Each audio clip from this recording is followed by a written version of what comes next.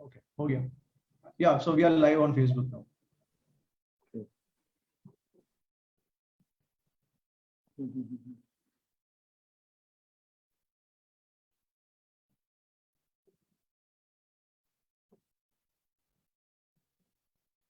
Okay.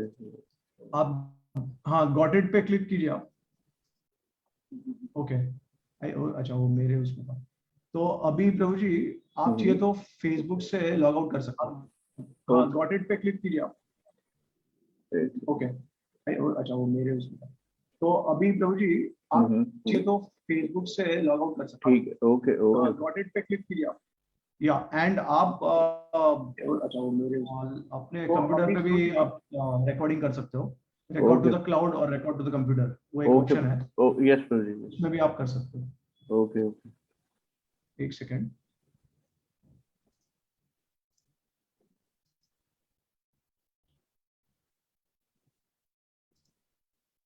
Okay start कर. We can start. Okay. सो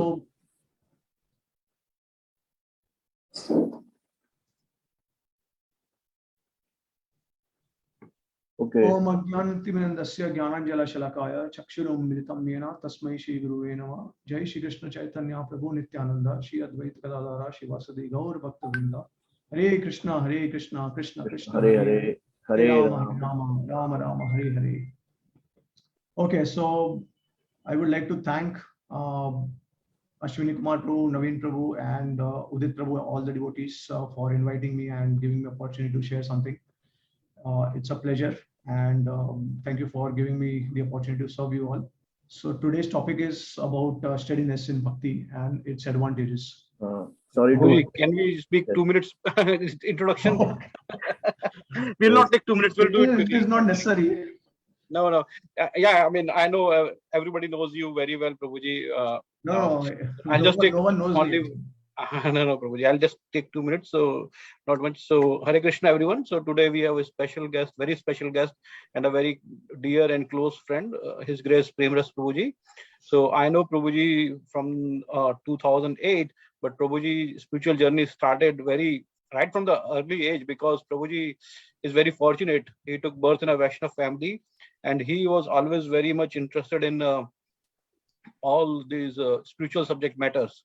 तो उन्होंने बचपन में ही महाभारत, रामायण और सभी एपिसोड्स को without a single miss, he finished all of that Vishnu Puran.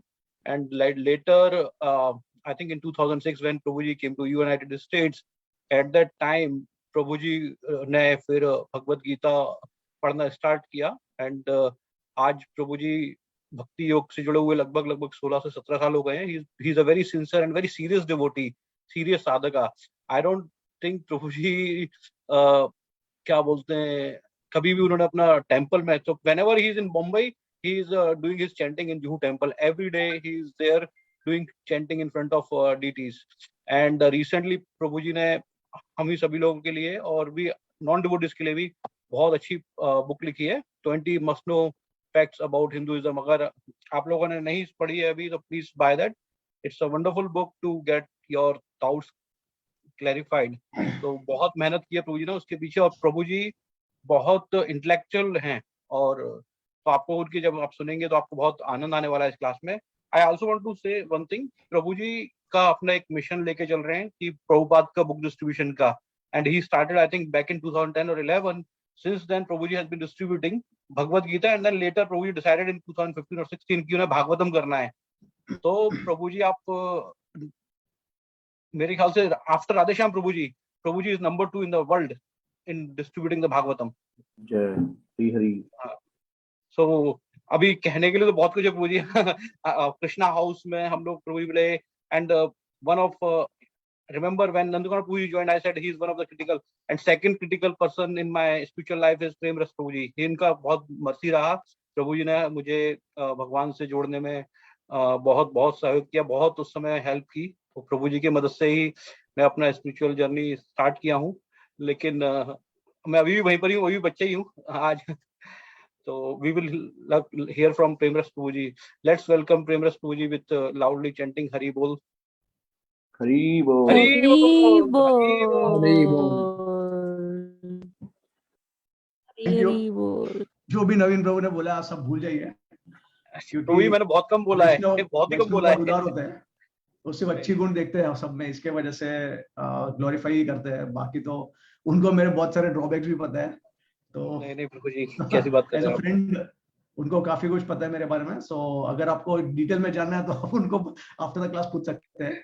But thank you so much all of you, आप एक्चुअली आपके वजह से मुझे कुछ सेवा का मौका मिल रहा है, otherwise you know there is no chance for me, so thank you so much.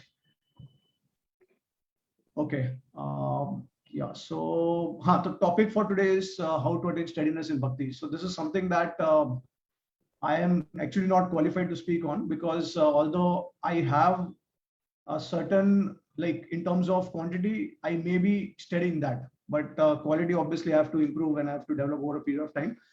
But whatever quantity, in terms of quantity, how to become steady, that I can share. Although I may not have so much of purity in that, but at least kitna, you know, how much we have to, how and how much according to the stages of bhakti we have to progress with time, and along with our duties, along with our responsibilities, whether we are in grihastha ashram or brahmachari ashram or whichever ashram we are. So depending on that, we have to plan everything in Krishna consciousness, because it is very important to be balanced in everything. If you are not balanced, then there will be a lot of problems in the future. So, like, you know, if you want to be, if you really want to advance in Krishna consciousness, then we have to make a plan, and we have to act upon it. That is very important. Any intelligent devotee. So one time, you know, Prabhupada was asked that is purity sufficient for Krishna consciousness? Prabhupada said that along with purity, intelligence should also be there with the devotees. So purity may be there, but then where to invest time, how much to invest time in all these different circumstances and contexts, we have to actually add intelligence also. So intelligence is very important for every devotee, and they have to plan accordingly. So what I can share today is the different stages of bhakti, and the primary focus on one of the stages, which is the stage of nishtha, which is the stage of steadiness in Krishna consciousness, and how to reach there, and what are the advantages of reaching the stage of nishtha. So whatever I will be speaking from the works of Srila Prabhupada and the previous acharyas, especially referring to Madhurya Kadambini by Vishwanath Thakur and Rupa Goswami's Bhakti Rasamrit Sindhu. And obviously we have our great Vaishnava devotees in ISKCON, like sannyasis and gurus, like for example His Holiness Bhanu Maharaj. So whatever he's like, I consider him to be one of my Siksha Gurus, and whatever I have learned from him. Shivaram Maharaj, Bhanu Maharaj, Radhanath Maharaj, of course, is my Diksha Guru. So Mahatma Prabhu also is my Siksha Guru. So all these devotees, whatever I've learned from them, I'm going to share with you. Like for example, His Holiness Bhanu Maharaj. So now whatever he's like, I consider him to be one of my Siksha Gurus, and whatever I've learned. I think my voice is echoing, right? Are you able to hear clearly, or is it echoing? अभी ठीक है प्रभु जी, बीच में थोड़ा एको हुआ था. Okay. Yeah, so now how to become steady. So we know that in the material world, whatever you do, whichever activity or job or work you do in this material world, you have to become steady in that. You cannot become successful without being steady. So obviously it's a natural consequence of any activity that one has to become steady. If you really love something, if you really want to be serious about something, then you have to become steady in that process. So it is not that sometimes you chant, sometimes you don't chant, sometimes you're chanting more rounds, sometimes you're chanting less rounds. Especially for initiated devotees, obviously we have taken a vow that we will be chanting minimum 16 rounds. So we have to stick with that throughout the life. So it has to be done very intelligently, because this is a process where we are going to give commitment to Guru as well as the Lord. It is not something cheap process. So Rupa Goswami very clearly says, Utsaha Nishchaya Dhairya Tat Kama Pravartanat. In a nectar of instruction, he says that along with enthusiasm. So we have enthusiasm, and but we should not be over enthusiastic. Okay. If we become over enthusiastic, then we will target big things, or we will speak about big things, but will not be able to achieve them, because we know that we lack in certain things, and we are sometimes we become very lazy. We don't take things very seriously, and we don't want to give our commitment to that. So basically what we have to do is we have to be very intelligent, and we have to start with small steps, baby steps. And by taking those baby steps, so first the target should be to become steady in whatever we are doing, whatever we are undertaking, or whatever work we are giving, we should become steady with that. So for example, now we know that when we become initiated, when we get initiation from our spiritual master, so before that, the spiritual master is also going to test us. And in ISKCON, we know that there is a certain duration of time where we have to chant certain minimum number of rounds. So in the earlier days, Prabhupada made it like 6 months of chanting. He saw if devotees are chanting for 6 months, at least 16 rounds, then he gave initiation, first initiation to them. And then second initiation, he was a bit strict about it. So he saw that if devotees are chanting 16 rounds and they are maintaining a Brahminical attitude for over a period of time, at least for 1 year, then after that he gave Brahman Diksha to all these devotees. But then later on, if you see, over a period of time in ISKCON, Brahman Diksha is not given so easily. Now a lot of gurus, they are not giving Brahman Diksha so easily. They are seeing whether the devotees are really on that standard, whether they are steady in their services, in their seva, in sadhana and everything. Only then they actually give Brahman Diksha. And obviously Brahman Diksha is actually meant for deity worship. That's the main purpose of Brahman Diksha. Otherwise we have that holy name. So holy name, with that we can easily attain everything. We can also go back to God just by chanting the holy name. So everywhere you go, whatever you do in life, you'll have to become steady. Without steadiness, there's no possibility of success. Okay, so now let's take some baby steps. Let's take some small steps to become steady. And I would like to give special emphasis and focus on hearing, because it is through hearing that devotees can actually make a progress in Krishna consciousness, as well as they can also become steady in their bhakti. And I will give evidences from Srila Prabhupada's purports. So I would like to share a couple of them. And yeah, so I would like to share the screen, and I would like to take you to purport of Srila Prabhupada from the Srimad Bhagavatam.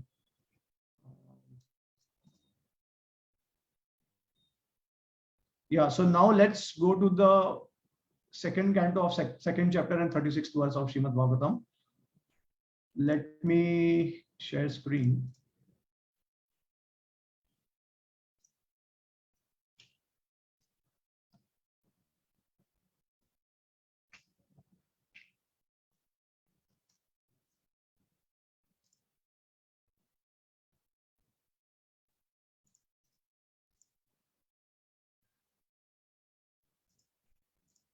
Okay, are you all able to see?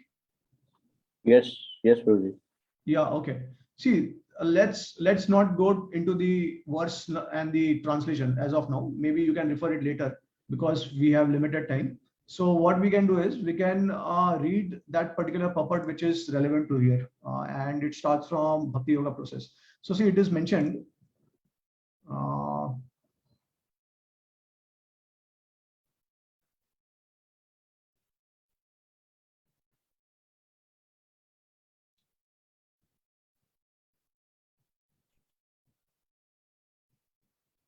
One second.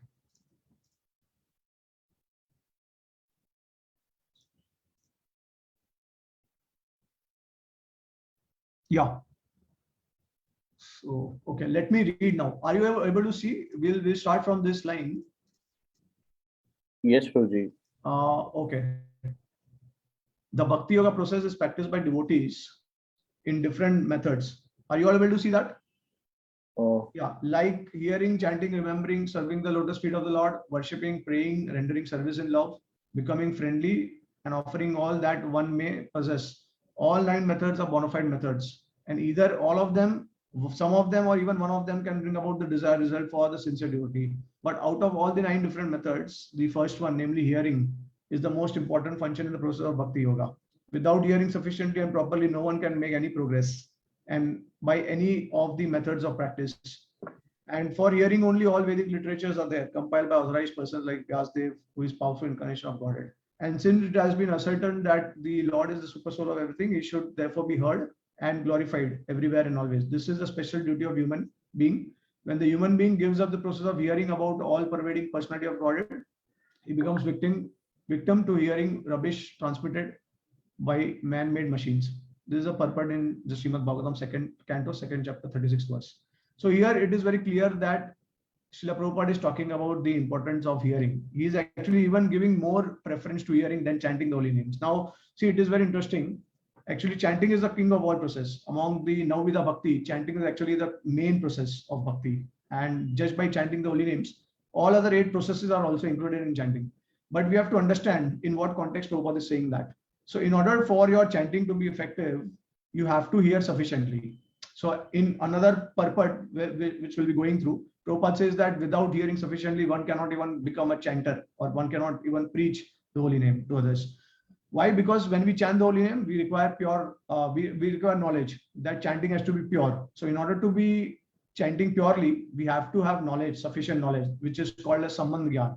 So our entire Vedic knowledge is actually a process of attaining the goal. And that attaining the goal means that we should know what relationship we have with the Supreme Lord, and then by what means we can attain that relationship, we can connect that relationship, and then how we attain the goal of that relationship. So that is called as Sambandh Abhideya Prayojan. The entire Vedic philosophy is divided into these three categories: Sambandh, Abhideya, and Prayojan. So now, in order to chant purely, we must know what is the relationship of the Jiva with the Lord, what is the relationship of the material world with the Lord, or the material nature or the Prakriti with the Lord, and what is the nature amongst each other, amongst all of them, each other, like, relationship between Lord and the Jiva, Lord and Prakriti, and Jiva and the Prakriti. So we have to understand what is the relationship. And once we know what is the relationship, then we have to act in that. So that is called Abhideya. Abhideya means the process by which you can actually attain your goal. For example, so you start rendering a devotional service. So now you know that, okay, you are spirit soul, you are part and parcel of the Supreme Lord, your constitutional position is to serve the Lord. But then how to serve the Lord? How much to serve the Lord? In what circumstances, what we need to do? Because see, there is sadhana, there is seva also, right? So if you only focus on sadhana and if there is no practical seva, then actually your bhakti will not have effect, because you are not transforming that sadhana into seva. And if you only do practical seva but there is no sadhana, then also something is missing, because sadhana is actually your main internal activity which you through which you connect with God. So practical seva anyone can do, a karmi can also do, but the consciousness is very important. Why we are doing this seva, and what is the goal of doing this seva, all these things, they are very important. And then obviously, while serving the Lord, we also try to remember the Lord as much as possible. We try to remember the name, the form, the qualities, pastimes of the Lord. So these two things are together, it goes parallel. Bhaktivinoda Thakur says that Nam Ruchi Vaishnava Seva and Jeev Daya. These are the three principles by which actually a sadhaka can progress in spiritual life. So all these three has to be combined together. So now coming back to chanting. So chanting has to be done purely, because without knowledge, you will only be able to chant at the state of namabhas, which means you can only attain liberation. You cannot go back to Godhead. You cannot attain the feet of the Lord. So you will not attain Prem, but you will attain liberation. Like for example, Ajamil. So he did not go back to Godhead, right? Although the Vishnu Dutas, they came and they saved Ajamil, but Ajamil did not go back to Godhead because he did not attain the level of Prema. So then he was given second chance by the Vishnu Dutas, and then he developed Prema, and then he went back to Godhead. So in order to chant purely, we require knowledge. And if you don't have knowledge, then you may commit aparadh, offenses to the holy name, or you may chant at the state of namavas, right? And then obviously at the state of pure chanting, it is also possible that the chanting will reveal knowledge to you, but that is very rare. So it is like kind of, if you have pure demeanor in your behavior, then only it is possible that you may be able to chant purely, and then that pure chanting will actually reveal knowledge to you. But the general process that devotees follow, and it is recommended, is that you have to attain knowledge and then you have to chant the holy name. So now, for example, we know that we have to avoid offenses to the holy name. So for that, we require knowledge, right? And then we also have to take guidance at every step of life, because we are faced with a lot of distress, challenges, confusion.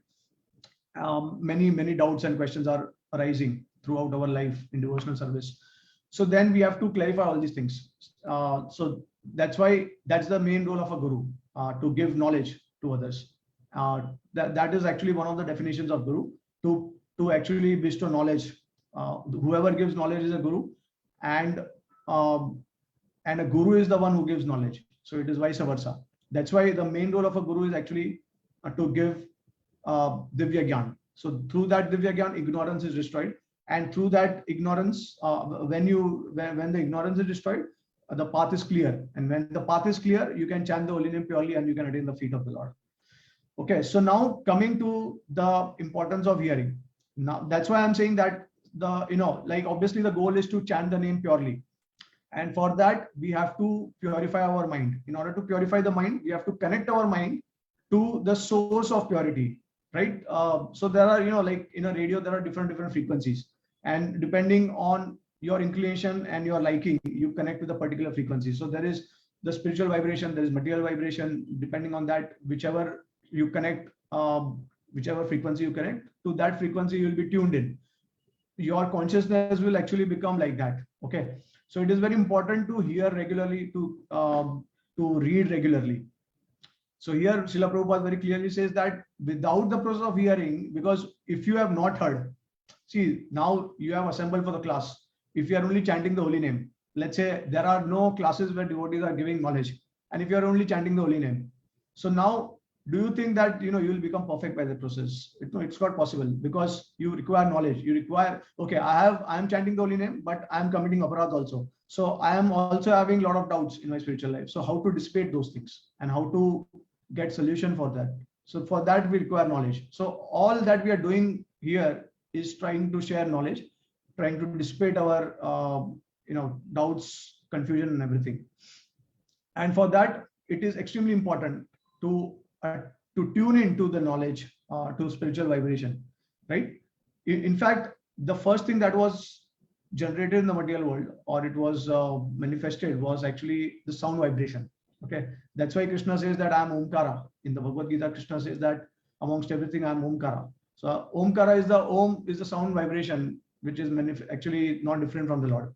And through that sound vibration, entire material world is manifested, because the Lord spoke knowledge to Brahma, and through that knowledge, Brahma actually manifested the entire material world, right? So obviously there is Sarga, Visarga, and primary, secondary creations, and so on and so forth. But we understand that everyone requires knowledge, and knowledge destroys ignorance. So through that only we can actually go back to Godhead. So we have to understand in this context that Shravanam is the beginning. See, that's why we have Shravanam, Kirtanam, Smaranam, Vishnu, Sevanam, Padasenam, Dasyam, Sakyam, Atma Nivedanam. We begin with Shravanam. It is not beginning with Kirtanam, because unless you do Shravanam and then after that you do Kirtanam, then your Smaranam will be very effective. So that's a natural sequence. That's why it is in order.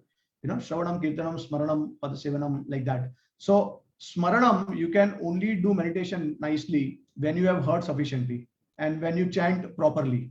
Okay, and that's how actually naturally Shravanam and Kirtanam will lead you to Smaranam. So without hearing properly and without chanting with knowledge, you will not be able to remember the Lord. Smaranam is very difficult in Kali Yuga. That's why, in fact, one of the purports, Srila Prabhupada will mention this point, that in Kali Yuga, it is very important to actually tune in with the sound vibration, because meditation is very difficult in Kali Yuga. So Shravanam has to be done and then followed by chanting. Obviously, now, if you just keep hearing and if you don't do any Kirtanam, then obviously the process will become incomplete and you'll not be able to attain the goal, because Kirtanam is the goal of Shravanam. And then obviously Kirtanam also can mean that we serve the Lord. In some places, Srila Prabhupada also mentioned that serving the Lord is same as glorifying the Lord. It is same as chanting the name of the Lord, or it is chanting of the glories of the Lord. So like, for example, book distribution. Prabhupada said it is Mridanga, right? Because there also what we are doing is, we are chanting Krishna's glories to others. When we are sharing with others, we are chanting Krishna's glories. So Kirtanam is actually, in Kali Yuga, Kirtanam is the most effective, because Kali Kali Nam Rupa Krishna Avatar, and then Hare Nam Eva Kevalam Kalau Nasti Vanasti Nasti Gati Ranyata. There is no other way in Kali Yuga except chanting the holy name of the Lord. But in order to solidify the chanting, we have to have a proper source of hearing. We have to tune into hearing. Okay. So now I hope this is clear. So let's move on to other purpose of Srila Prabhupada. There are many references about hearing, the special emphasis of hearing by Srila Prabhupada, but we'll cover a few of them. So let's go to verse number, one second, 3rd canto, 8th chapter and 7th.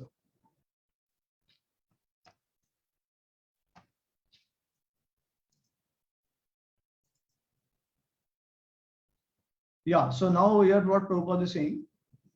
One second. Yeah.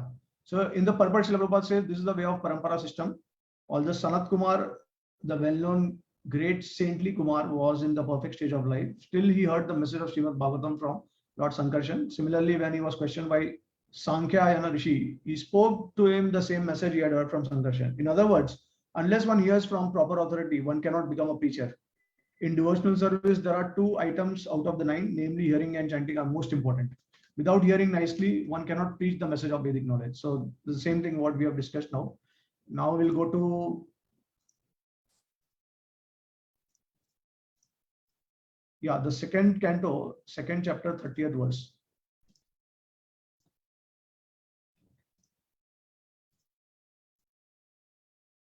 Okay, I would like to ask you, are we going to take questions based on sections or at the only at the end of the class?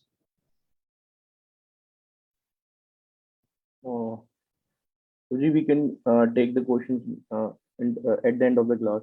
I think that will be Okay. Yeah. So you can, if you have any questions while we are going to the class, then you can just note down and then we can discuss it later. Or you can also put them in the chat, so we can take them later here. Yeah.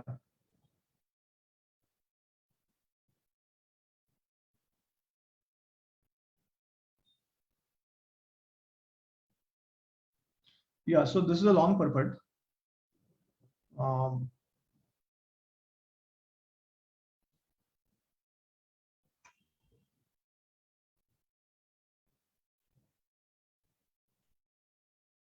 Okay, so let's start with this particular statement. Sincere soul is held by the Lord through meeting a bona fide spiritual master, representative of the Lord. By the instruction of such spiritual master, one gets the seed of bhakti. Lord Chaitanya Mahaprabhu recommends devotees sow the seed of bhakti yoga in his heart and nurture it by watering of hearing and chanting the holy name. The simple process of offenselessly chanting and hearing the name of Lord will gradually promote one very soon to the state of emancipation. There are 3 stages in chanting the holy name. First stage is offensive chanting. Second is reflective chanting. Third is offenseless chanting.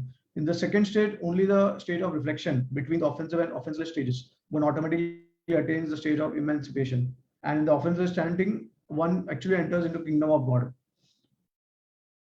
Although physically he may apparently be within the material world. To attain the offenseless stage, one must be on guard in the following manner.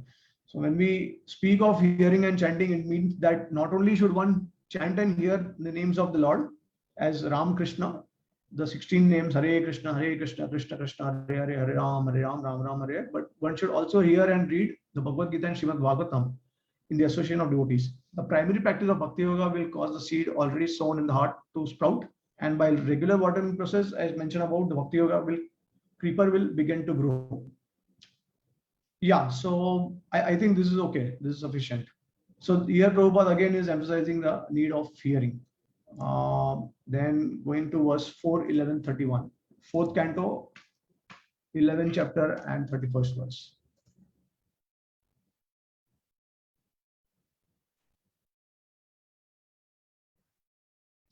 Okay.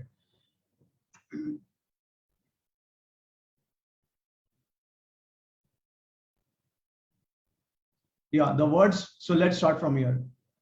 The words Sutena, Bhuyas, Yasa, Bhuyasa, by constantly hearing are very important. This why by constantly hearing about devotional service, one can check the force of anger, which is detrimental to the process of devotional service. Parikshit Maharaj said that constant hearing of the pastimes of Lord is a panacea for all material diseases. Everyone therefore should hear about the Supreme Personality of God constantly. By hearing, one can always remain in equilibrium, and thus his progress in spiritual life will not be hampered. Okay, let's go to one last, I think, 328:19.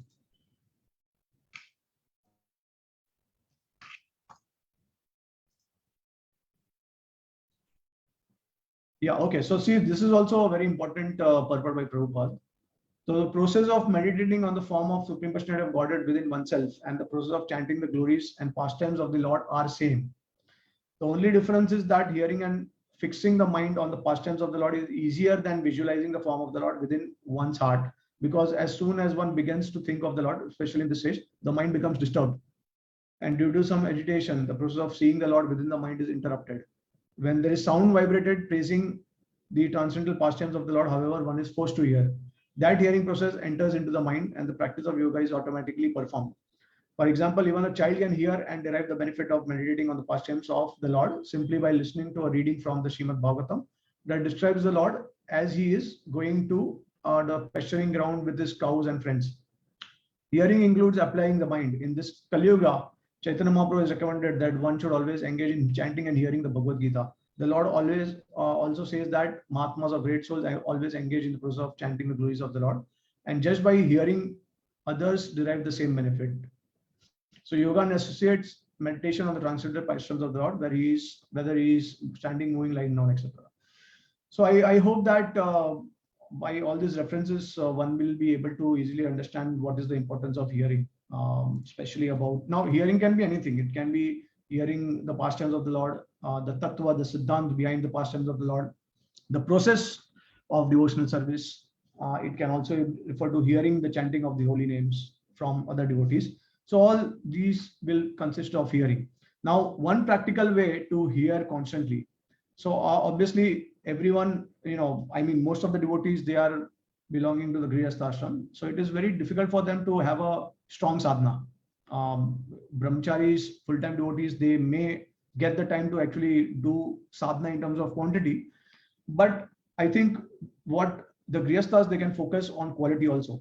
Obviously everyone has to focus on quality, but because we don't get so much time to have an intense amount of sadhana, so what we do is we take small steps in the beginning. So for those who are not initiated, what we do is it's better that we hear regularly for some time, and then we also chant the holy name. So if you are getting, let's say if you are getting 1 hour of time throughout your day, just 1 hour, then you can divide that time into some parts. So like for example, half an hour and half an hour. So half an hour chanting and then half an hour you can divide for 15 minutes of hearing and 50 minutes of reading.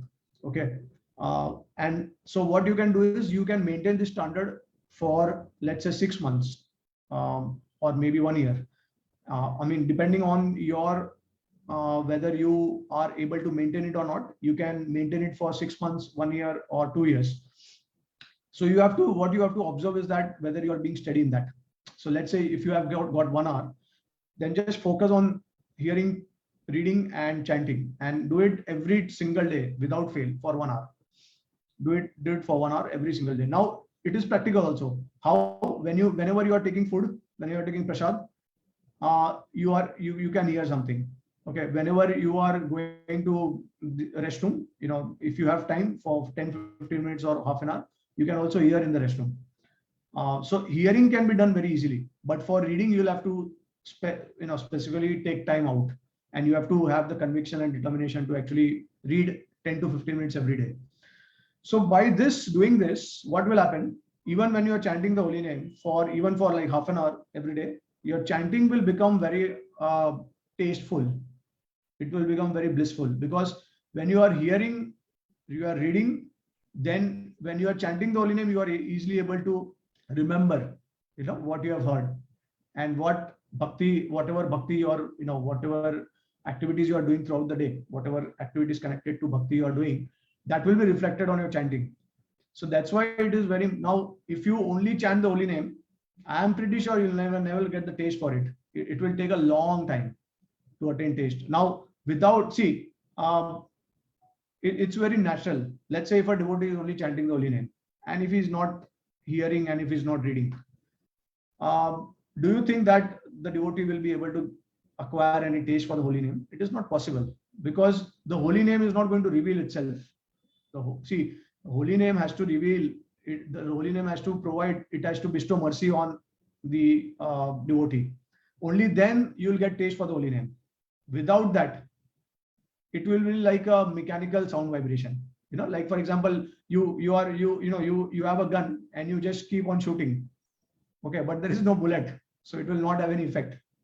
That's why Chaitanya Mahaprabhu also said that if someone is committing offenses to the holy name, then it can take millions of lifetime, and he can chant millions of names of the Lord, millions of times, and it can also take millions of lifetimes, but he will not be able to attain the mercy of the Lord. But if you chant the holy name purely, just one syllable of the holy name purely, then you will actually attain the goal. There is no need to chant continuously. Actually, there's something very interesting. We don't have to chant constantly, but there is a condition for that. It has to be pure chanting. The entire process of doing something steadily, constantly is because we commit offenses in the path, and in order to overcome the offenses, we have to do certain things constantly. So whether it is hearing, whether it is reading, whether it is chanting, we do it regularly every single day. Like, for example, Bhaktivinoda Thakur quotes from the Padma Puran, and he says that the offenses to the holy name. So if you commit Vaishnava Aparadha, then obviously we have to beg forgiveness from the Vaishnavas. But if you offend the holy name, then the process is that you can overcome the offenses to the holy name just by taking shelter of the holy names. So just by constantly chanting the holy names, you will be able to overcome the offenses to the holy name. Okay, but if you are committing Vaishnava Aparadha, then obviously there is no remedy except then to offer beg forgiveness from that devotee.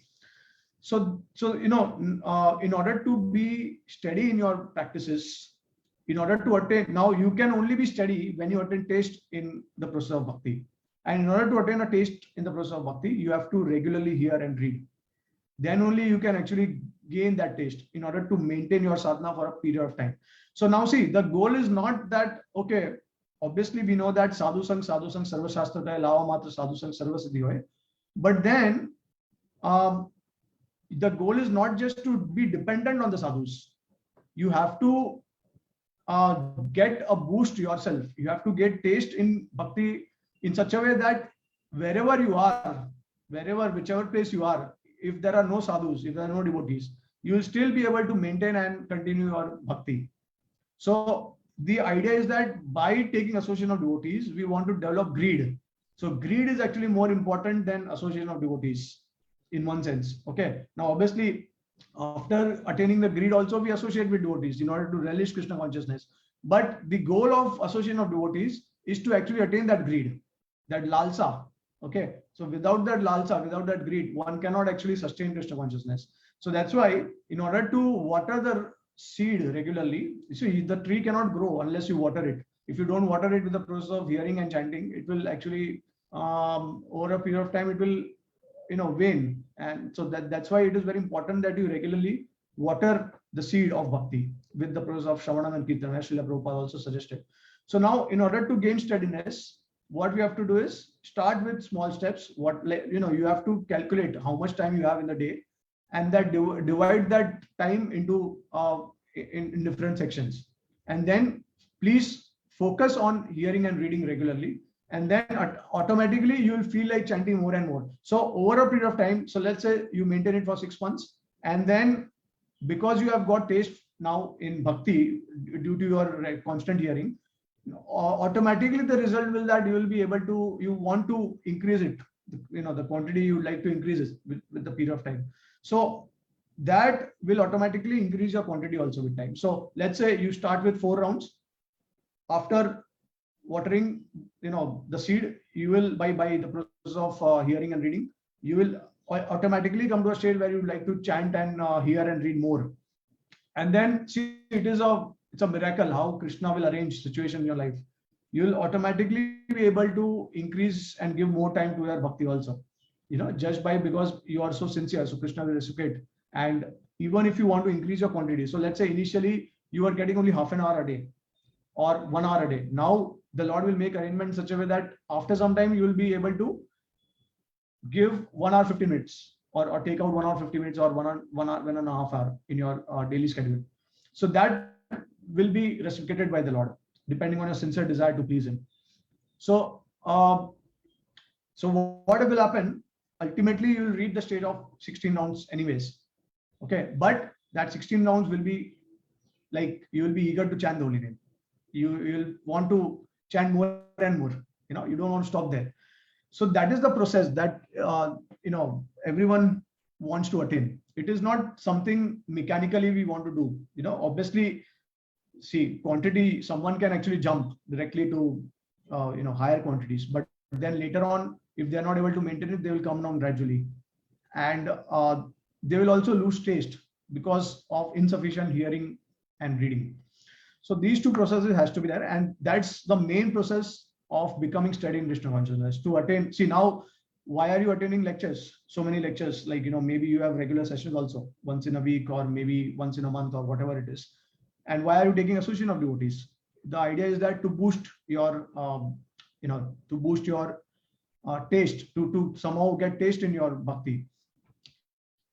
If chanting is the only process, then why are you taking association of devotees? Why are you hearing from them? Why are you associating with them? Just keep on chanting the holy name wherever you are. But you know that you cannot do that because we don't have that taste. So that the taste for pure chanting can only come at the stage of like after crossing anartha nivritti, after the state of nishtha, attaining the state of nishtha. And so now I would like to share a few things about the stages of bhakti. So you will understand that how one will actually advance in spiritual life by only after becoming steady in Krishna consciousness.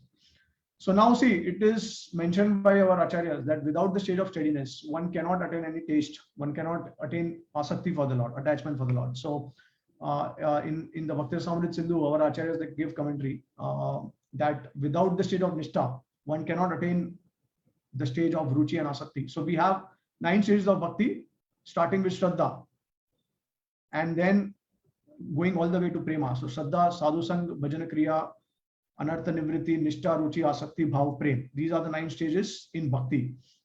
And then each stage is accompanied by certain symptoms. So we start with small faith. Then once we want to cultivate that faith, then we start associating with devotees. So Shraddha, then Sadhu Sang, because through the devotee association, we'll understand what is the process of bhakti, what is the genuine process of bhakti. See, you may have hodgepodge ideas about the process of bhakti because you keep hearing from different sources, and these sources, some people are Mayavad, they have Mayavad tendencies. Some are karmis, gyanis, so they will actually mix the process of bhakti and they will share knowledge. So we'll get bewildered by that. So that's why you gain the association of devotees who come in a parampara, who are sincere, who are bona fide like that. And then through that, we learn the process of bhakti. And through that sadhu sang, we start hearing about bhajana kriya. So we start doing bhajana. Bhajan means doing some practical sadhana and seva. And through that, constant chanting of the holy name, constantly serving, constantly hearing and all that, we come to the stage of, we start giving up our bad tendencies, our bad habits. So anarthas are removed once we start doing bhajana kriya, but it has to be done properly. If you commit offenses in the process, then it will take a longer time. It will take a long time, actually, maybe a couple of lifetimes also, to come to the stage of nishtha. So by the process of sadhu sang and by the process of bhajan kriya, you cross the stage of anartha and you come to the stage of nishtha. Now, so initially, before the stage of nishtha, you are at the stage of anishtita bhajana kriya, which means unsteady devotional service.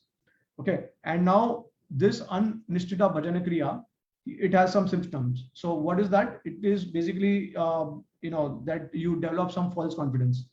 Like, you may think that you can do something, but you may not be able to do it. So you gain false confidence.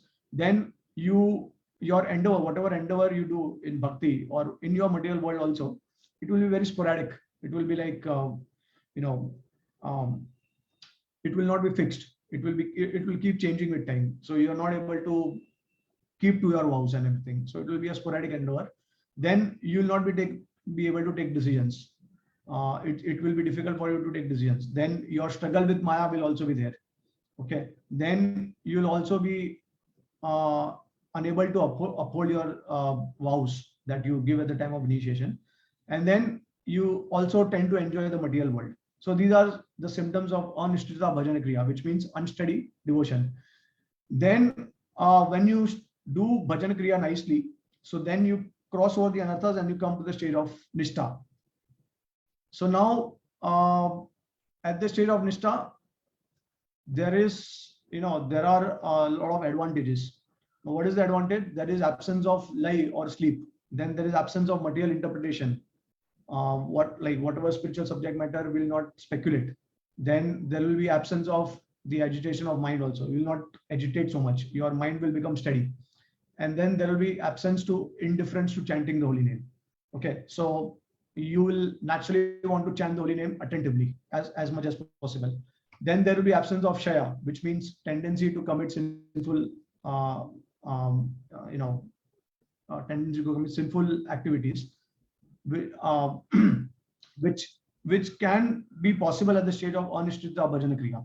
So when you come to the state of steadiness, then you will not you will not have the tendency to commit sinful activities, and then there will be absence for the material enjoyment. So the taste for material enjoyment will gradually diminish. Okay, and then so now see, it is very important to realize one thing, that Nishtha is not the ultimate stage. Okay, it's a midway stage. So Srila Prabhupada said that 75% of the anarthas are destroyed at the state of Nishtha. Yeah, that is true, because you become free from the mode of passion and ignorance, and you come to the state of mode of goodness. But at the same time, it's a midway. It's a middle stage. It is not it is not even at the 75% stage of the stages of bhakti. So you'll see that after bhajana kriya there is anartha nivritti, and then there is nishtha, and then above nishtha we have ruchi, asakti, bhav, prem, right? So 4 stages above, 4 stages below. And nishtha is at the stage of 50%, midway. So what it means is that although you have attained the state of steadiness, but then you have to have the mercy of the Supreme Lord. You will have to have the mercy of the devotees in order to progress ahead. So Nishtha indicates the stage where you can give efforts, maximum efforts according to your capacity. But beyond that, you cannot give. Because now Ruchi, whether you get taste for the holy name, whether you get taste for the process of bhakti, it all depends on the mercy of the Supreme Lord. So Ruchi, Asakti, whether you get attached to the Lord, also depends on the mercy of Lord. So the dominant factor after Nishtha is the mercy of the Lord. But before that, the dominant factor is our own effort, because we are putting efforts in order to reach a certain state of steadiness. But then after that, we cannot demand the Lord that, okay, now I have reached Nishtha, oh Lord, I have to actually reach the state of Ruchi and Asakti also within no time. You cannot demand the Lord, you cannot question the Lord, but we have to await the mercy of the Lord. So after that, we reach the state of Ruchi, Asakti, Bhav, Prem. So at the state of Ruchi, you get a lot of taste in the process of devotional service, and at the state of Asakti, you become attached to the Lord. It's a natural thing, if you love someone, gradually you become attached to the person, and obviously when you become attached, then you also develop symptoms for that person. So you start crying, you start shivering and all that. So after Asakti, you will have the state of Bhav, where you attain the symptoms, and then at the state of Prema, you can actually enter into the pastimes of the Lord. Okay, so you can see the Lord directly at the stage of Bhava and Prema. Before that, it is not possible to see the Lord with the material contaminated eyes. Only at the state of Bhava it is possible to see. In fact, at the state of Asakti, we can get some flashes of the Lord. The Lord may appear for some time tentatively, but he will disappear. Okay, and at the state of Bhava, actually we realize our Swarup, we realize our constitutional position, and then we also we can see the Lord. And then the stage of Prema, it's a state of perfection. So anyways, these are very technical details. We'll not go into much detail because the topic is that of attaining steadiness. But these are the advantages of becoming steady in the process of bhakti. And so steadiness, now see what are the other advantages.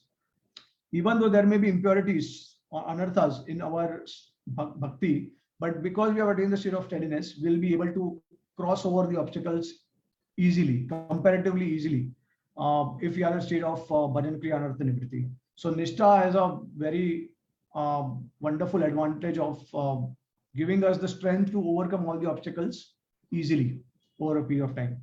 Okay, and then obviously Nishtha is also in different stages. Nishtha steadiness can be attained at the state of body, it can be attained at the state of mind, and it can be attained at the state of words. So the most difficult attainment of steadiness is steadiness at the stage of mind, because you may do external activities, you may do you may do service with the body, right? but you may not be able to control your words, you may not be able to control your tongue, and you may not be able to control your mind. So you have attained the state of steadiness at the external platform, but still you have to attain steadiness at the state of words, which means that your tongue is in control.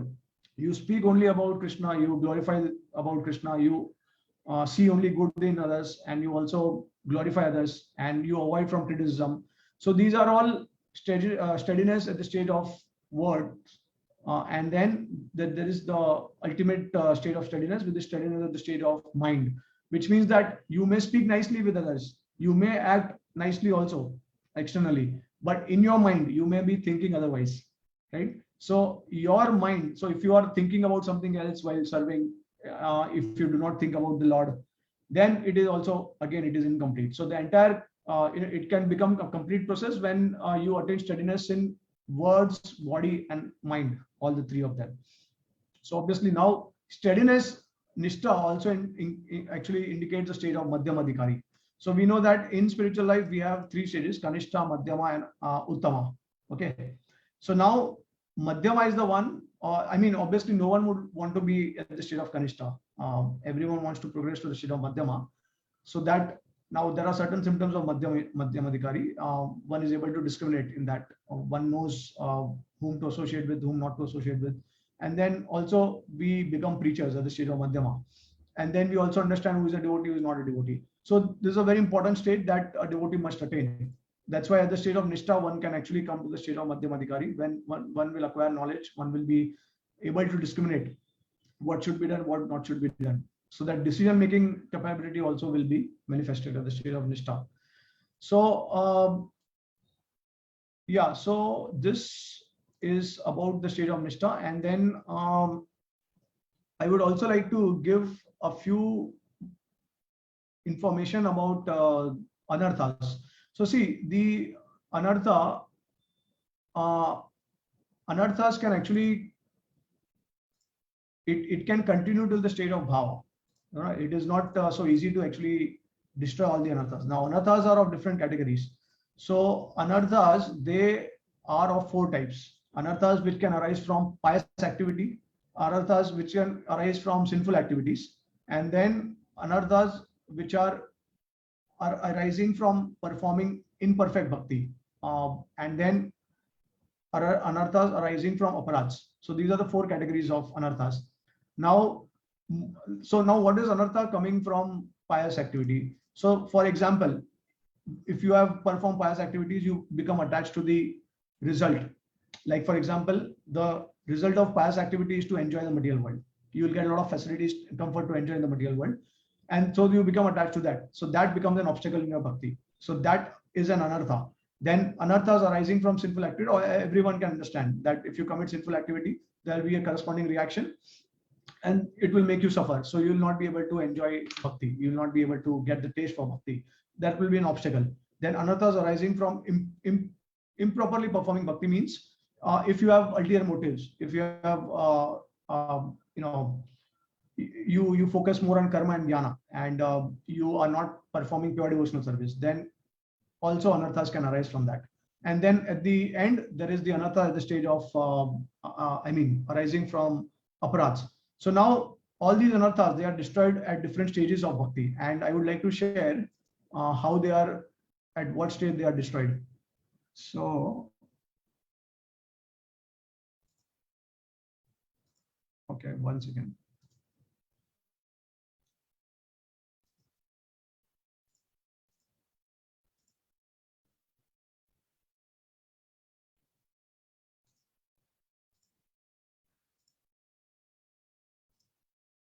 Yeah. So this is a reference. I took it from one of Bhanu Maharaj's class. So originally it is actually made by Bhanu Maharaj, and I'm just sharing it here. So see, this is the Bhajana Kriya, then Nishtha stage, Ruchi, Asakti, Bhav, Prem, and then the corresponding anarthas, the sin and piety, then faulty bhakti or improper bhakti, and then aparadh. So now at what stage are these anarthas destroyed? So you'll see that at the state of Bhajana Kriya, little anarthas arising from sin, piety, faulty bhakti, and aparadha are destroyed. Then as you progress forward, some more are destroyed. At the state of Nishtha, mostly all of them are destroyed. As Prabhupada said, 75% of the anarthas are destroyed. Faulty bhakti, mostly. Aparadh, more. Then at the stage of Ruchi, all whatever faulty bhakti you have performed is all destroyed, because at the state of Ruchi, you get taste for the method of devotional service. And that's how you actually, your motive becomes very clear, and it is, focused. So then at the state of Asakti, now so when are the karmas destroyed? So like, we say that when we perform bhakti, all karmas are destroyed. A devotee does not have to, for a devotee, there is no karma. We say these things, but karma is actually, all of them is destroyed at the state of Asakti, not before that. So at the state of Nishtha, most of them are destroyed. At the state of Asakti, all of them, karmas are destroyed. So anarthas from karmas are all destroyed at the state of Asakti. But now you see, at the stage of Bhava, the anarthas from aparadhs are slightly more destroyed. Okay, and at the stage of Prema, mostly. Now see, it is not given all of them, and it is very interesting. There is a reference in the Bhakti Ratnakar where it is mentioned that Rupa Goswami unintentionally committed some aparadh. So it is obviously, it is difficult to understand this. So we do know that actually it was an arrangement of the Supreme Lord, because it is not possible for Rupa Goswami to commit any aparadh to any Vaishnava. So it was an arrangement by the Lord where Rupa Goswami was he was in meditation, he was chanting the holy name, and he was completely absorbed in pastimes of the Lord. So in a particular pastime, there was a humorous pastime going on, and what happened is, because of his meditation and absorption, he saw that humorous pastime and he started laughing actually. But then there was a lame person was coming to greet Srila Rupa Goswami, and because he was not walking properly, so when he paid obeisances to Rupa Goswami, and when he was walking like that, so he felt that there was no response from Rupa Goswami. So he felt that maybe Rupa Goswami is laughing at my lame condition. So he felt a bit sad about it, and he left that place. So then after that, when Rupa Goswami opened his, suddenly, like, the taste that Rupa Goswami had developed and the absorption that he had developed, it all went away. And then he realized that something is wrong. And immediately he came to this conclusion that it's maybe because of my offenses to someone. That's why I've lost the taste for chanting and for the Leela. So then when he opened his eyes, he actually went to Sanatan Goswami. He actually shared what happened. And at the same time, the lame devotee also went to Sanatan Goswami, and he also shared his realization. And then Sanatan Goswami actually clarified to them. So this is what actually happened. So it was an unintentional aparadh. There was no intention. Rupa Goswami obviously cannot offend anyone. But this lame devotee, he felt like that. So even if a devotee feels that he has been offended, and obviously it has to be a genuine feeling, so then we have to beg forgiveness for that. So there may be some unintentional aparadhs, and now it is said that because of that, there was a slight, diminishing effect of his prema. Okay, and it was reduced. So I mean, this is explained by Bhanu Maharaj. He explains this concept that even at the state of prema, there is a chance of unintentional aparadh, and it can actually cause the prema to diminish to some extent. In fact, I think it is also mentioned in the Nectar of Devotion somewhere. This is something that I heard from His Holiness Giriraj Maharaj class one time, that if you are in Madhurya Ras and if you commit Vaishnava Aparadh, then your rasa will be diminished to the stage of Vatsalya Bhav, Vatsalya Ras. And then if you are in Vatsalya, you will come down to Sakhya. This is what I heard. So anyways, but the thing is that even at the stage of prema, we have to be very careful. And we have to make sure that we don't commit unintentional offenses. I mean, this is just a lesson to teach us that what are the effects of aparadhs. And the reason also that Bharat Maharaj, as you know from the Srimad Bhagavatam pastime, that he also had fallen down because he had committed a previous aparadh. So Jiva Goswami explained in his Sandarbhas that because Bharat Maharaj had committed a previous aparadh, he had fallen down from the state of bhava. And then obviously you know that how he became a deer. Now because he was at the state of bhava, so obviously he was a very special devotee, and he was ultimately protected by the Lord by giving him 3 lifetimes. Okay. And in fact, it is very interesting that Vishwanath Thakur takes a different stand on this. He says that actually Bharat Maharaj wanted to attain a special type of prema. So that's why he wanted to intensify his prema. And so the Lord gave him another 2 chances so that he could actually intensify his level of prema. So, so these are some of the commentaries by acharyas why things happen, and we have to understand from their commentaries. That's the only way to actually we can understand why things happened. So yeah, so only after attaining the state of Siddha or Vastu Siddh or going to the spiritual world, one is free from all types of anarthas. And I again want to share that. Yeah, so you see, at the state of Siddha, all of the anarthas, they are all gone because of aparadha. And again, another one I would like to share.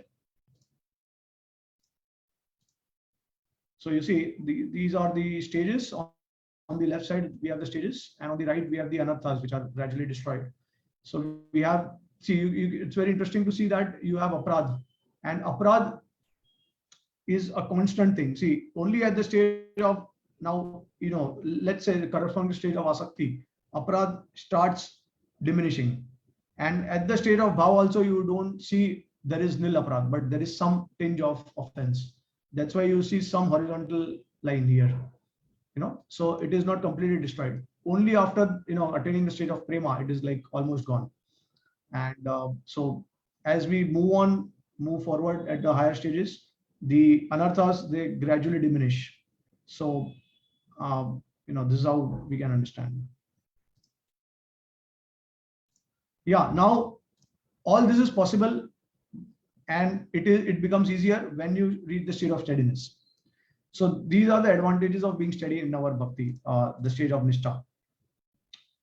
We develop an impetus to overcome all these tendencies. It becomes very easier. Otherwise, we keep struggling and we try to get rid of anarthas, but it becomes very challenging for us. Okay. Yeah. So let me see if we have concluded.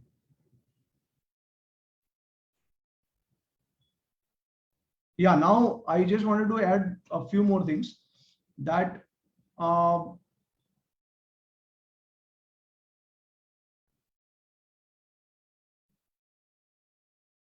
when we attain nishtha, the state of nishtha, in one sense, actually we attain the state of liberation because we get liberated, kind of liberated. 75% anarthas are destroyed, so we become in the mode of goodness, and so we become sort of liberated. That's why generally, even when you have a diksha guru, so there is a qualification for being a diksha guru, and that qualification is that at least the guru should be on a liberated platform. Now, liberated does not necessarily mean they are with Krishna in the spiritual world, they're coming from spiritual world. Liberation has different levels. So one level of liberation is that you are liberated from the modes of passion, ignorance. So you are in the mode of goodness. Another definition of liberation obviously will corresponding to the state of bhav, where you actually have realized Krishna. Okay. And then the ultimate definition of liberation is that you are liberated. You're in the spiritual world with the Lord. But because so many devotees, or majority of the devotees, they are not liberated. So we also, now it's a preaching movement, and that's why we require devotees to preach. We require devotees to guide other devotees. That's why some amount of level qualification has to be there in order to act on the platform of a guru, or at least as a mentor or a guide. So that is the state of nishtha. That is the state of liberation. So what we do is, at the state of nishtha, even though we may have impurities, we may have anarthas, but just because we have developed an impetus to overcome the obstacles, when we follow the footsteps of great souls and we act according to their injunctions, then we also act on a liberated platform. So we are not liberated, but we start acting on a liberated platform. And at the state of nishtha only, it is easier to actually act on a liberated platform. You have to become steady in what you do. So now the point is that become steady in your bhakti. Okay, don't become unsteady, and don't think that quantity is actually the ultimate result of your devotion. The Lord is not going to see your quantity. The Lord is going to see your bhav. He is sargrahi and bhavgrahi. Okay, quantity is obviously important, but it will naturally manifest over a period of time. So at one stage, when you reach the state of asakti and bhav, 24 hours, you actually will be able to remember the Lord, and you will be able to serve the Lord, and there will be no ulterior motive also, right? But in order to come to that stage, we have to become steady at lower stages. So become steady at the state of sadhu sang, bhajana kriya, and then your anartha nivritti will be quicker. Then you will be able to become steady in terms of quantity also, at the state of nishtha. And from there you will move forward. So now, see, unless you are steady, even Krishna won't take you so seriously. This is a very important point. So it is obvious, right? I mean, if you are not steady, that means that you're not taking the Lord seriously. You are not taking the instructions of the Lord seriously. So the Lord can give you multiple opportunities at multiple times, but you have to show your dedication to Him. Okay, and that dedication can only come when you're steady in your process. And obviously we have different levels of steadiness also, as we discussed. But at least come to the state of steadiness in terms of external practices, in terms of your sadhana, in terms of seva. So that is very important. Now later on, we can focus on how to become steady in terms of controlling the tongue and how to become steady in your mind. That's a gradual process. So that's why we have, although we have Kanishta, Madhyama and Uttama, then we have subcategories in that also. We have, in Madhyama, we have Kanishta Madhyam, we have Madhyam Madhyam, and then we have Uttama Madhyam. So Uttama Madhyam is someone who is actually steady in the state of controlling his mind, right? And someone who is at the Madhyam Madhyam level is actually steady in terms of his not just body, but also in terms of words, like that. Yeah, all right. So I think with this, we can conclude the class. Thank you so much for giving me opportunity to share this important information about being steady in Krishna consciousness and its advantages. So now if there are any questions, we can take it up. Yes, Prabhuji, we have few questions from the devotees. The first one is from His Grace Dashavta Prabhu.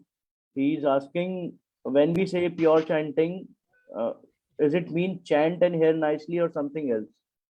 Yeah, okay, that's a nice question. So see, pure chanting means, as I said, that chanting with knowledge. So chanting with attention. Okay, now, so we have two stages before pure chanting, that is Namaprad and that is Namabhas. So now what is the difference between these three? So at the state of Namaprad, we are committing offenses. Now see, offenses does not mean that, okay, when you are chanting the holy name, whatever you think negative about the holy name or about the Lord or about the devotees, that's aparad. No, in your entire devotional career, if you offend someone, that is Namaprad. So don't think that just by, if you are chanting 16 rounds and in that particular time only, if you think negatively, that means it's an aparad. In fact, it's very serious. In Kali Yuga, whatever we think in the mind, whatever sins that we commit in the mind, they are not, we don't get reaction for that. Okay, in Kali Yuga, but aparad will get reaction for that. So again, aparad has stages. Whether you commit aparad to Uttamadhikari or to a Kanishta or Madhyama, depending on that, you will get the reaction. So if you commit aparad to Uttamadhikari, you will get severe reaction. You commit aparad to Kanishta, or let's say your juniors, then your bhakti will come down. It will be lowered. Okay. And if you commit aparad to Uttama, it will be completely destroyed. It can be destroyed like that. So we have to understand what is aparad and what is not aparad, because we have to deal with devotees. See, the thing is that we are not isolated in Krishna consciousness. The entire process is basically about association, right? To take proper association, to take positive association. So we need to have discrimination, and for discriminating, we have to have knowledge, proper knowledge. And we should also know how to act in a particular situation. So for that, whatever is given, see, all the gurus, whatever knowledge that we have in the scripture, that the entire purpose for that is in order to make us rid from anartha, so that we can purely chant the holy name. So chanting with offenses or chanting, attentively means we take care of all these things. Chanting purely means that, first of all, we know that what are the offenses to the holy name, and we avoid those offenses, and we chant with knowledge. We should know. So now, let's say, for example, you're chanting Hare Krishna Maha Mantra, but then you're thinking of Vishnu, right? Which is okay if your goal is Vishnu, because Hare Krishna Maha Mantra is the ultimate abode of the Supreme Lord. right? So you can go to the lower abodes, but if your goal is to go to the lower abodes, you cannot expect yourself to go to the highest abode. So your sadhana and sadhya has to be the same. So now when you're chanting Hare Krishna, and because it has Hare Krishna and Rama, so you can also become a devotee of Lord Ramchandra. There were many devotees in Chaitanya Mahaprabhu's pastime where they were attached to Lord Ramchandra. They were not able to give up their devotion to Lord Ram and become attached to Lord Krishna. And there were some devotees who became attached to Krishna also. They, after attaining devotional service to Lord Ramchandra, performing for a longer period of time, then when they came in contact with Chaitanya Mahaprabhu, they also became, later on, they became devotees of Krishna. So depending on your sadhya, you are doing a particular sadhana. So when you are chanting the holy name, what are you basically calling out?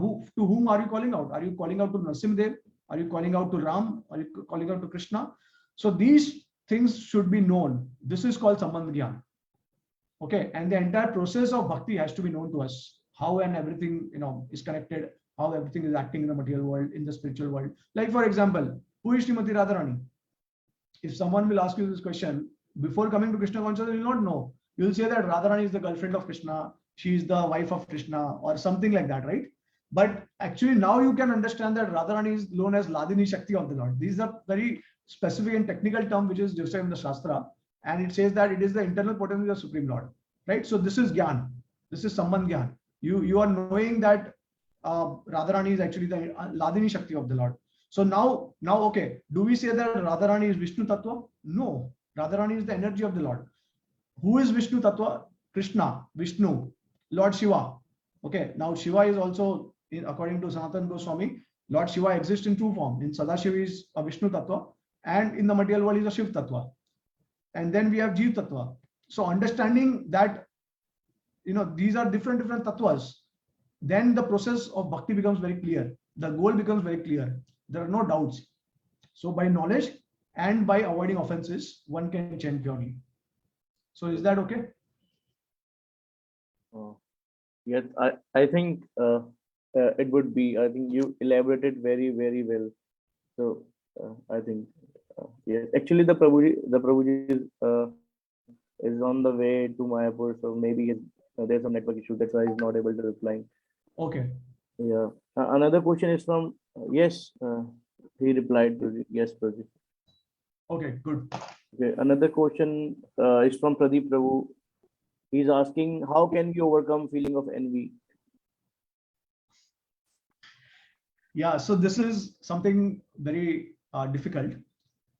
Actually, our acharyas, they say that envy can only be destroyed at the stage of bhav. So if someone claims that we are free from envy, it's actually not true, especially at lower stages. Okay, it can only happen at the state of bhav. But then see, as I said, that liberation means there are different stages. If I want to be liberated, at least I would act as on a liberated platform. I am not imitating someone, but I am trying to emulate someone. Okay, so when we know that all the scriptures, all the sadhus and acharyas, they have recommended that we should not cultivate the spirit of envy, so we practice that. Okay, and the way we practice is again by associating with all these devotees who have no envy, who can actually discriminate. So now, certain times what happens is that let's say you get some bad experience from dealing with a senior devotee, and you feel that, oh, that devotee is a senior devotee. But then you also know that the behavior was not justified and it was definitely wrong. So then you approach some other senior devotees and then you consult with them. So the other senior devotees, they will tell you that, yeah, you are right, and that senior devotee did not act properly. So they are not saying because of envy. They are saying it as a service to you, in order to guide you, in order to preserve your Krishna consciousness, and in order to justify things. So basically the intention of a devotee has to be, like if you are criticizing someone or if you are saying something, then you have to make sure that you say with a pure intention. It should not be with a bad intention. It should not be with the envious mentality. Okay, so this is a state of practice, and this state of becoming free from envy gradually will only come when you associate with those devotees who are sincere Vaishnavas, who are free from envy. Okay, or at least they are more advanced than your level. Okay, so I would not say that okay, you associate with someone who is a bhava bhakta, right? Because that is very rare. Bhava stage is very high. It is extremely rare. I mean, even gurus and sannyasis also probably they are not on that platform. So then to say that okay, attain the state, attain the association of a devotee with the state of bhava, it is completely like impractical. But then there are stages like Nishtha, Ruchi, Asakti, where you know that a devotee is steady and he is well read, he has a lot of, he has sound knowledge, and then he can discriminate and he can guide properly. And you have faith that he is not envious. You have seen him for a longer period of time, and you can actually easily make out that this is a sincere Vaishnava. I can reveal my mind to that devotee. So you can approach that devotee and you can clarify your intentions. Yeah, so that envious mentality will only go away when you associate with devotees who have similar kind of. Now, if you associate intimately with outsiders in the material world, we know that everyone is envious, and the more you show your envy, the more other person will get envious, right? So it's a dynamic thing. That's why we have to refrain from mixing intimately with outsiders or non-devotees. And especially, see, not even in non-devotees also, there are some very good people who are, maybe you will see that they have qualities better than a devotee also, right? Because devotees are coming from different backgrounds. It's not that everyone is coming from mode of goodness. Devotees are also coming from ignorance. They are also coming from passion. So it will take time for some devotee, more time for some devotees to actually come to get free from envy. But then there are certain people outside, in the outside world, who are naturally free from envy, maybe because of their previous karma. And so with those people, you can associate with them. But we don't associate intimately because we know that they are not worshipping the Supreme Lord. So that's how we can actually, with practice, by hearing with purity, see, this is the advantage of having constant association with our spiritual master is through his books, is through reading, is through hearing. Okay, by taking association of senior devotees through their lectures. So that's how we actually become free from the envious mentality. Yeah. So is that okay? Thank you so much, Roji. If you have time, there are some other questions also. Yeah. Okay. Another question is from Kanak, and she's asking how we can overcome anartha from pious activities. Yeah. Okay. So that's a good question. And let me share the screen with you. Yeah, so see, now anarthas arising from pious activity. As I mentioned earlier, they are all destroyed at the stage of asakti and mostly at the stage of nishtha. So see, basically, if you, first of all, actually, in one sense, when we are performing bhakti, a devotee naturally acts piously, right? But the purpose of that activity is to please the Supreme Lord. It is not to perform pious activities separately. We act piously because we have developed qualities of a devotee, or we are in the process of developing qualities of a devotee. And devotee by nature, they are very merciful, they are very compassionate. So when you bestow mercy, compassion to others, when you get free from envy, when you get free from anger, greed, pride, illusion, all these anarthas, then naturally you will be acting piously, right? But the goal of a devotee is not to act piously separate from devotional service of the Lord. It's a byproduct of performing bhakti. Okay, so that intention has to be there in a devotee, that we are performing this activity in order to please the Lord, in order to give a good impression to people. Because preaching is not only just by speaking, it is basically by your own example, right? If your example is bad, if you don't have good qualities, people will say that, well, this person is a devotee and he's getting angry. Like we have heard that a lot of times, right? That we become angry, we become greedy and all that, and people see that and they feel that ये devotee होके भी इसने कुछ अपना जीवन में इसको कुछ transformation नहीं आया है, तो हम devotee क्यों बने, right? Because people, they want to get free from these vices. So that's why they think that okay, by becoming a devotee will actually have an advantage like that. But then they see that devotees are also struggling with these qualities.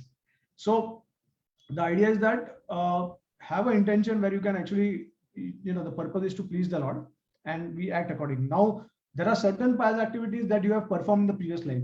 So you may get some facilities and comforts. So the thing is that whenever you go get those facilities, it's not that you have to renounce them, or it's not that you have to run away from them. No, you got some facilities, you have got some comfort. Use that facility and comfort in order to enhance your Krishna consciousness. Okay. Simple thing. So don't think about creating more pious activities.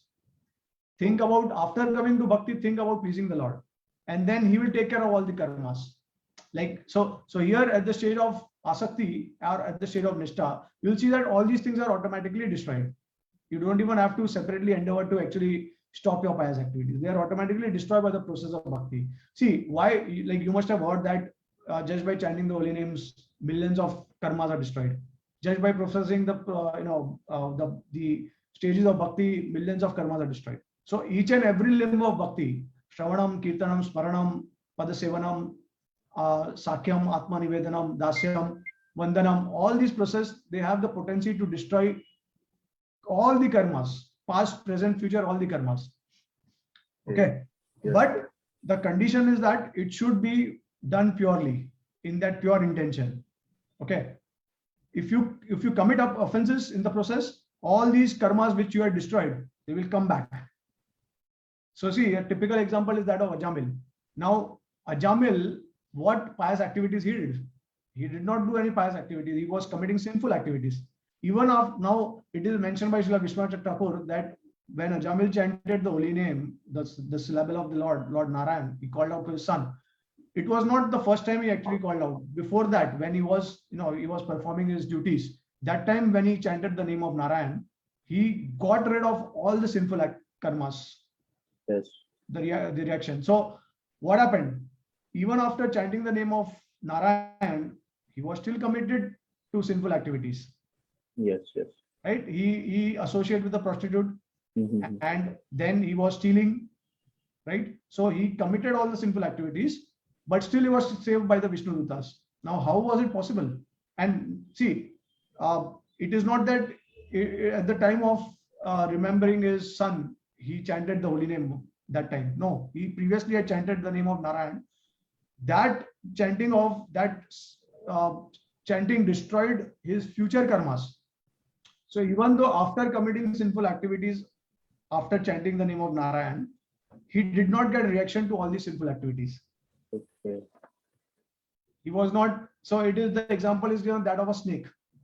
When you take out the poison from a snake, the snake will, even though the snake will bite you, it will not have an effect.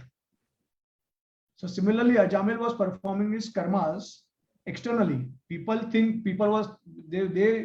got this idea that he was performing sinful activities, but it was not sinful because he destroyed all his karmas, the reaction to the karmas, just by taking shelter of the holy name.